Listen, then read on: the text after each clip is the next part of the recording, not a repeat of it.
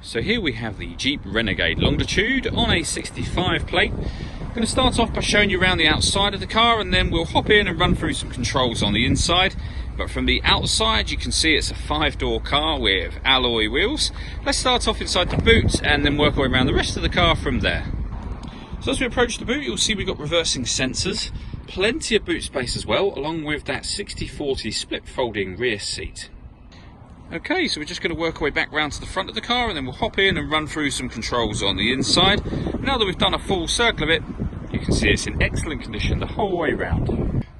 Just briefly before we climb in, I think it's well worth seeing the interior from this exterior point of view. There's plenty to run through on the dashboard, so let's hop in and we'll do that right now.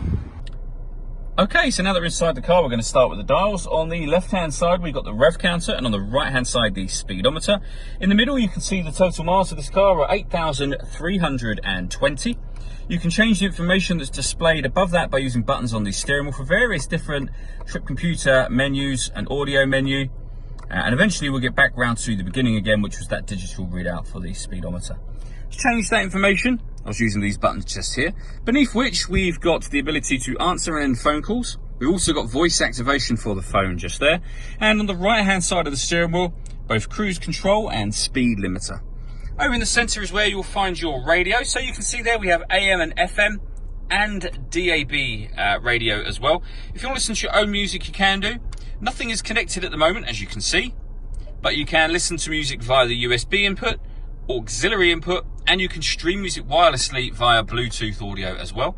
And this car's got satellite navigation. This is a TomTom satellite navigation, so very easy to use. There's a video showing how this works on both our website and on our Facebook page as well.